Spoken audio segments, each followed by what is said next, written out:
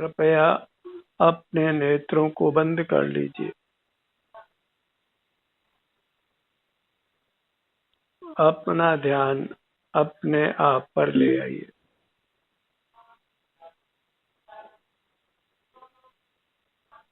सिर से पांव तक ये आप हैं। अपने को पहचानिए।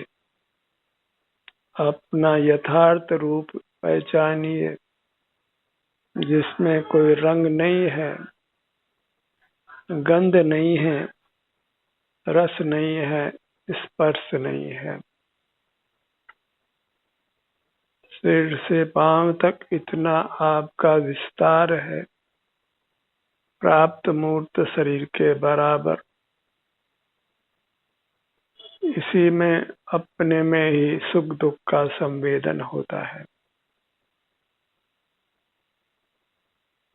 मनुष्याकार ये आपका अमूर्त रूप है।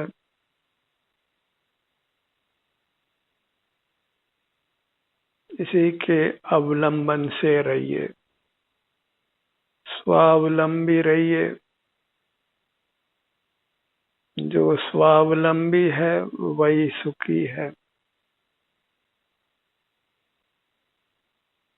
अपनी मुद्रा के सन्मुख रहकर अपनी मुद्रा की सुख दुख दशा का ही संवेदन करते हुए रहना।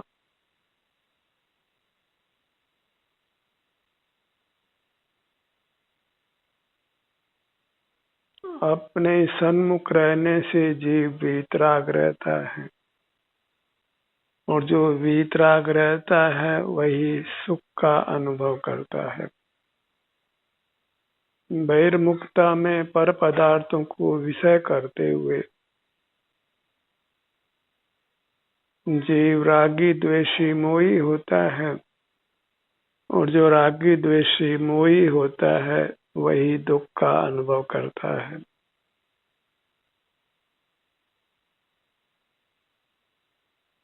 एक ही कर्तव्य अपने को पहचान कर अपने सन्मुख रहना। सिर से पांव तक ये मैं अमूर्त हूँ और सुख स्वभावी हूँ। अपने सुख दुख का हमें अनुभव होता है। ये विचार कर अपने सन्मुख अपना संवेदन करते हुए रहना है।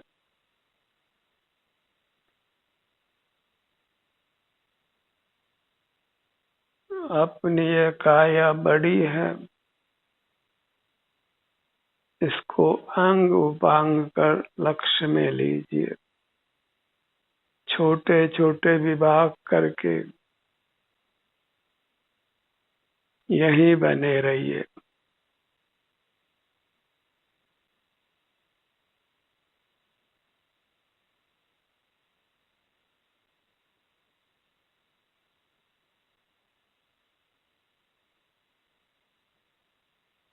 सिर से पांव तक आपको सुख दुख का वेदन होता है।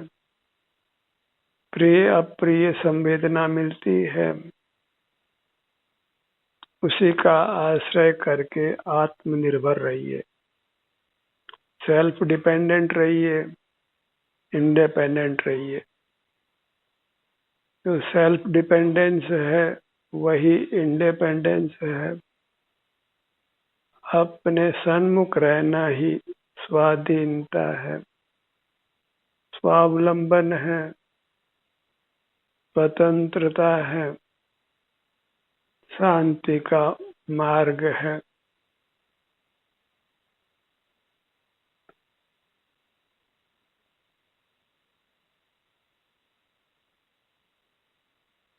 पर पदार्थों को विषय नहीं करना, अपना ही अनुभव करते हुए रहना, यह अस्ति नास्ति से मोक्ष का मार्ग है।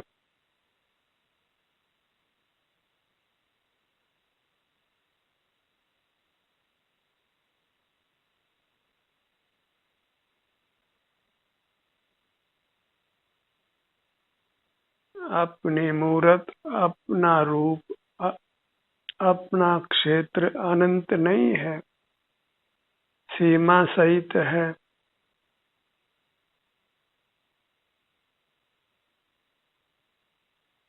स्वानुभव गोचर है, इसलिए उसका अनुभव करते रहिए।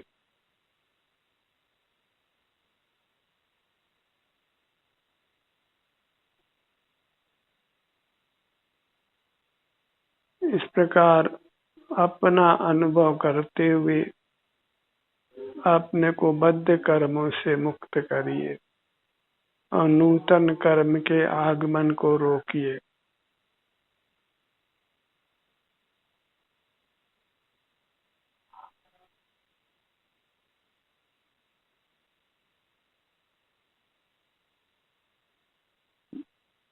मैं केवल अपने ही अनुभव में आता हूँ, ऐसा विचार कर अपना अनुभव करते रहिए।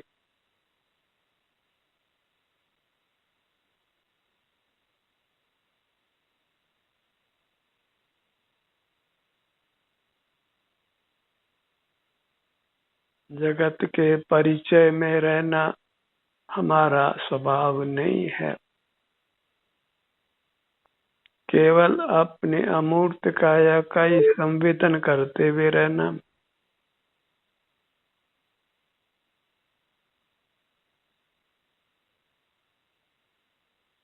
और अपने अनुभव से ही संतुष्ट तृप्त रहना।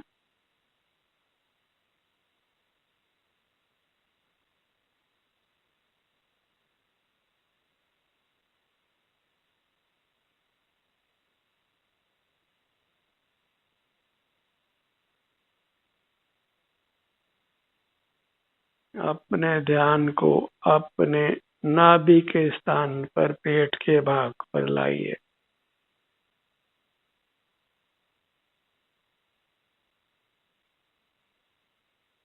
यहाँ हो रही श्वसन क्रिया को अनुभव में लीजिए। पेट का फूलना और सिकुड़ना।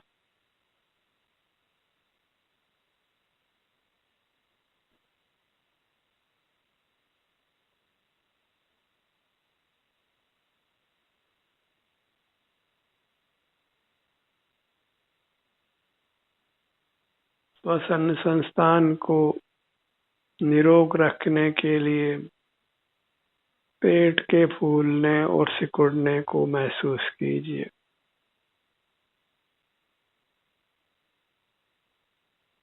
और इस काम को करते रहिए।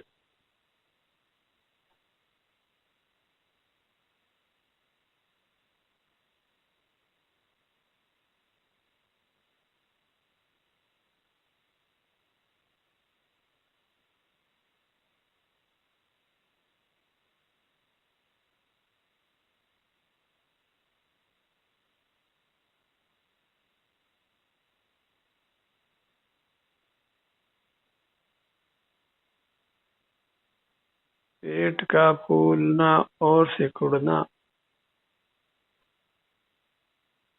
पेट फूलता है तो श्वास भीतर आती है, पेट सिकुड़ता है तो श्वास बाहर जाती है।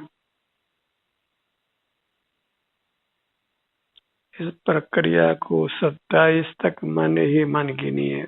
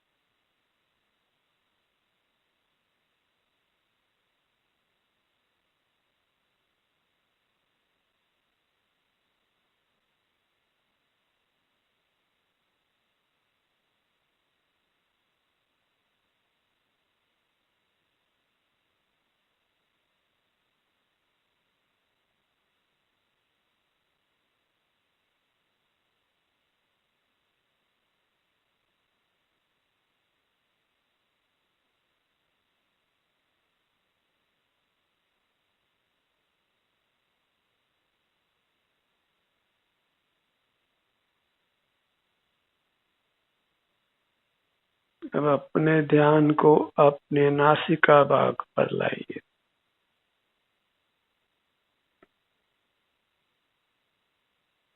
स्वावलंबन में कुछ भी संकोच मत करिए, कुछ कंजूसी मत बरतिए। आप नित्य अपना अनुभव वेदन भोग कर सकते हैं। आपको पूरी आजादी है अपने किसी भी भाग का संवेदन जब तक चाहे तब तक करिए।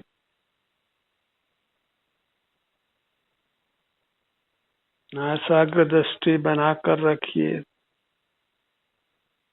और अभ्यंतर में अपनी मूर्त से जुड़िए।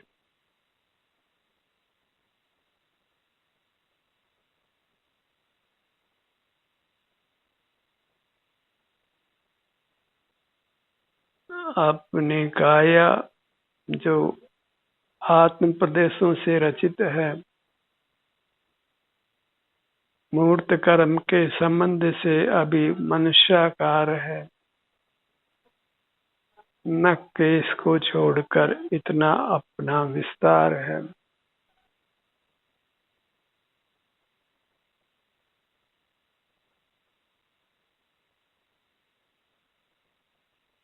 अपने काया में सुख स्वभावी होने से सुख दुख का संवेदन प्रतिक्षण होता है।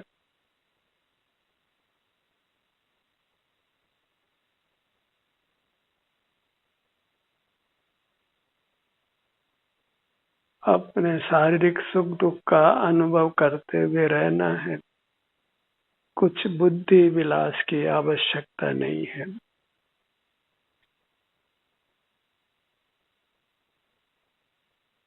कुछ इंद्रिय व्यापार की आवश्यकता नहीं है। कुछ भी विचार करने की आवश्यकता नहीं है। कुछ हिलना डुलना भी नहीं है। कुछ बोलना भी नहीं है।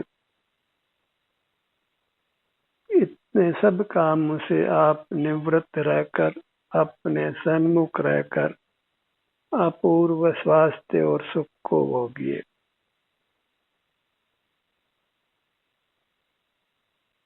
अपने में स्थित होना ही स्वस्थ होना है, सुखी होना है।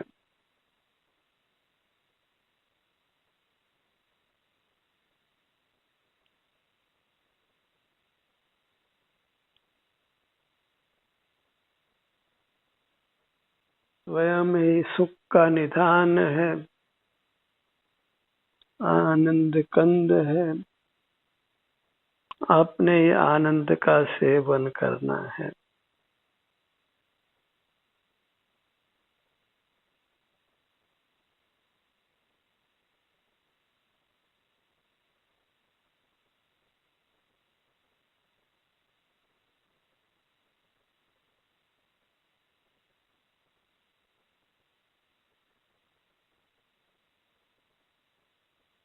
सुख चूंकि हमारा स्वभाव है, इसलिए इसका ग्रहण अत्यंत सुगमता से होता है। कोई शारीरिक श्रम भी नहीं, कोई मानसिक श्रम भी नहीं। अन्य सब कार्यों में शारीरिक या मानसिक श्रम अवश्य होता है, पर मोक्ष प्रदायिनी स्वानुभव के कार्य में न शारीरिक श्रम है न मानसिक श्रम है। केवल सुख शांति का वेदन है।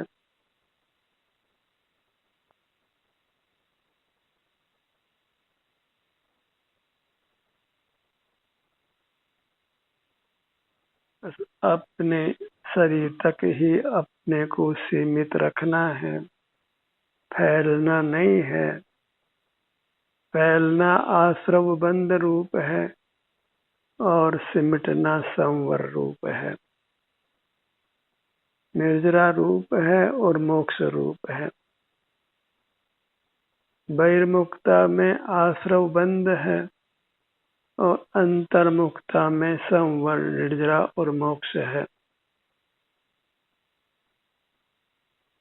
बहिर्मुखता में नाना प्रकार के दुख हैं और अंतर्मुखता में एक अतीन्द्रिय उत्तम अनुपम सुख का अनुभव है।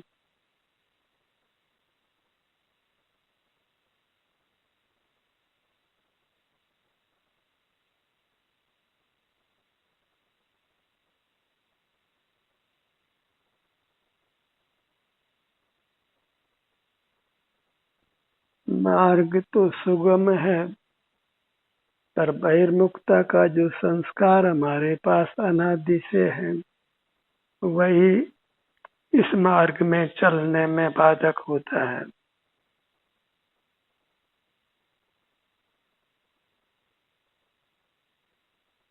इंद्रियों को यदि हम लगाम नहीं देते,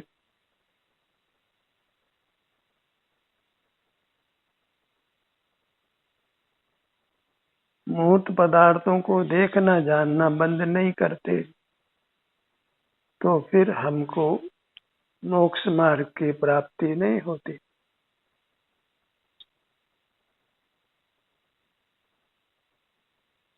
बहिर्मुखता में इतना ही जान लीजिए कि बहिर्मुख रहना अच्छा नहीं है, और फिर बहिर्मुखता को छोड़कर अंतर्मुख हो जाइए।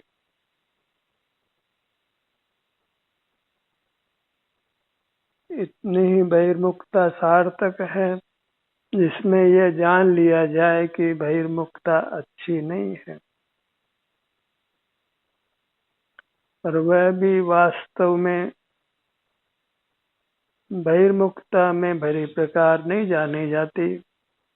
जब जीव स्वतः ही अपनी आत्म प्रेरणा से या किसी का सुझाव स्वीकार करके अपने सन्मुख होता है, तो उसको सुख शांति का अनुभव होता है, और ये बात समझ में आ जाती है कि बहिर्मुख रहना योग्य नहीं है, मेरे हित में नहीं है,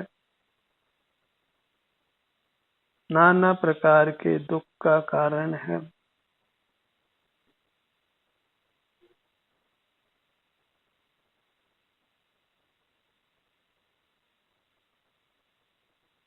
दूर दूर तक ये जीव भ्रमण कर लेता है, पर अपने सिर से पांव तक भ्रमण नहीं करता। घूमना अच्छा है, पर बस वह अपने सिर से पांव तक घूमना है, और ये घूमना हमको सतत चाहिए, निरंतर चाहिए।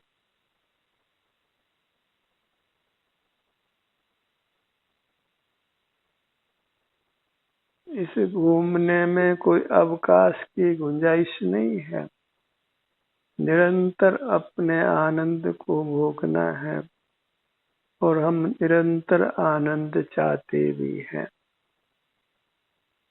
और आनंद के कार्य को रोकना भी नहीं है। आनंद का लाभ होता है जब हम अपने से युक्त होते हैं, और वही लाभ वास्तविक लाभ है। आनंद को किसी धन ज्ञान आदि के माध्यम की आवश्यकता नहीं होती। बहिर्मुख जीवन ही लक्ष्मी और सरस्वती के अधीन है, अंतर्मुख जीवन अत्यंत स्वाधीन है। इसको प्राप्त मूर्त काया के आलम्बन की भी आवश्यकता नहीं है।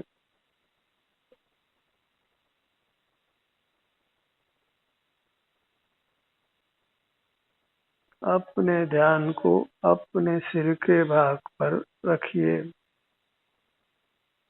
आगे से पीछे तक और बाएं से दाएं, संपूर्ण सिर का भाग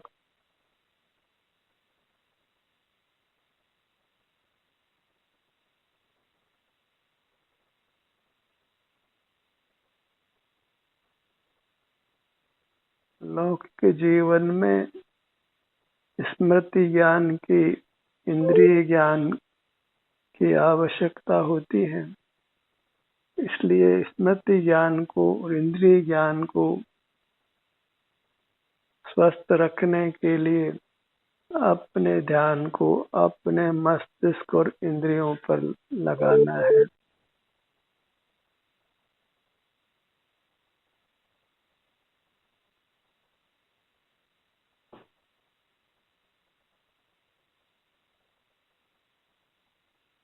इतना ही काम है, पर से कस निज में बस एट लो बस।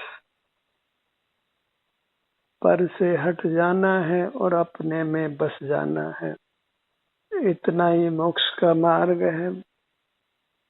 अपने अलावा सब पर है और आप सिर से पांव तक ये अमूर्त मनुष्याकार सुख स्वभावी अपने ही अनुभव में आने वाला महापदार्थ है, उत्तम पदार्थ है, परमात्मा स्वरूप है,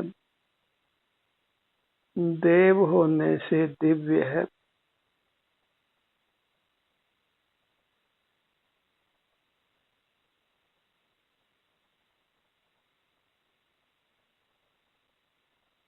अंतर्दृष्टि करने पर शरीर के विभिन्न भागों में स्वतः संवेदना अनुभव में आती है। इसलिए बस बहिर्मुखता को रोक कर रखिए।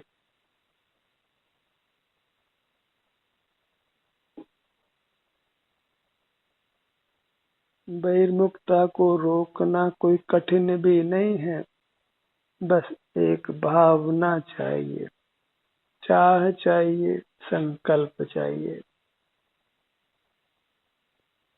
यदि आप ये निर्धार कर लेते हैं कि मुझे अंतर्मुख स्वावलंबी जीना है, तो फिर आप अपने इस भावना की, चाह की, संकल्प की पूर्ति में सफल हो सकते हैं। एक अपनी ही चाह, अपना ही संकल्प बलवान है। दूसरे का कोई कर्तव्य नहीं है, कोई दायित्व नहीं है। आप ही संकल्प कर लेते हैं कि मुझे स्वावलंबी रहना है, तो फिर आपको स्वावलंबी होने से कोई रोक नहीं सकता है। थोड़े ही काल में आप पूर्ण स्वावलंबी होकर परमात्मा हो सकते हैं। जब संकल्प करते हैं तो प्रवृत्ति अपने आप उस रूप होने लगती है। तो एक कई संकल्प के मुझे अपने क्षेत्र में अपने सिर से पांव तक बने रहना है, और यहाँ जो भी संवेदना मिलती है उसको पाकर ही संतुष्ट और तृप्त रहना है, और वह संवेदना उत्तरोत्तर अधिक सुखद होती है।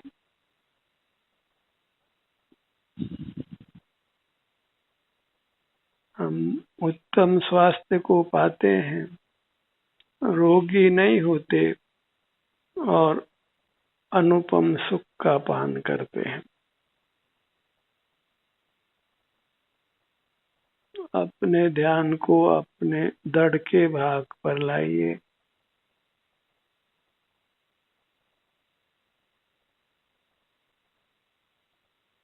धड़ के विभिन्न भागों को लक्ष्य में लीजिए।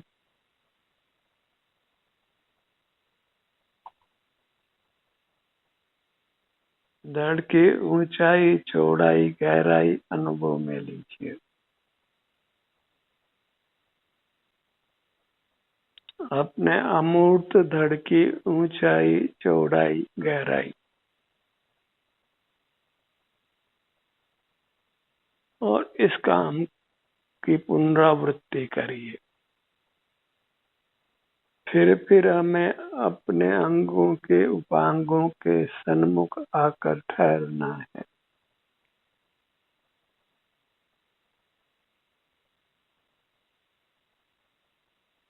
अपने में ही जीव को यथार्थ विश्राम मिलता है, सुख मिलता है।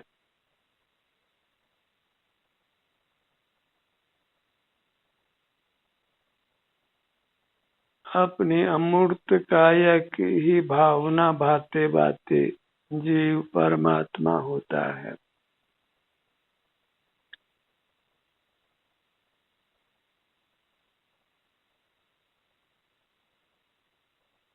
बाहर की प्रवृत्तियों को रोकने के लिए बस अपने सिर से यात्रा प्रारंभ करिए और पांव की तली तक पहुंच जाइए। और यह यात्रा अत्यंत धीमी गति से करिए।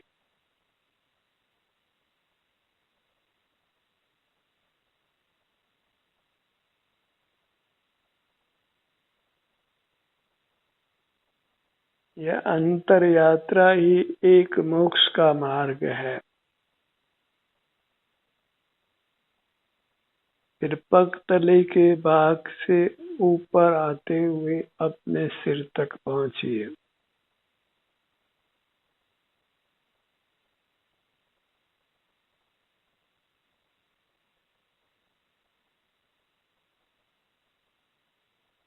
इसी प्रकार अपने अन्य स्थानों में विहार करना है। अपने भुजा में अपने चित्त को फैलाइए। दाहिनी भुजा,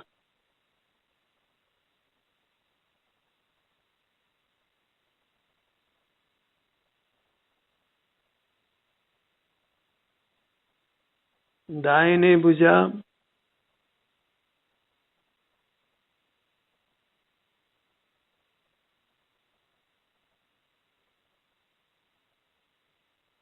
जो अपने सन्मुख रहता है उसको स्वतः ही उत्तम निरोग काया की प्राप्ति होती है।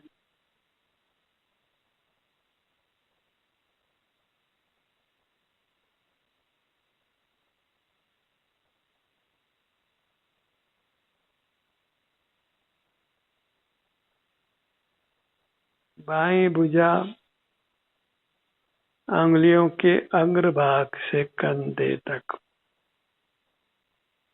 दायां पैर अंगुलियों के अग्रभाग से जंघा भाग के अंत तक।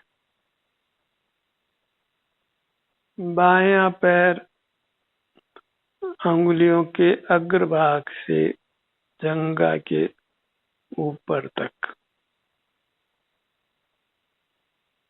दोनों भुजाएं, दोनों पैर, पूरा धड़ भाग, गर्दन और पूरा मुखमंडल।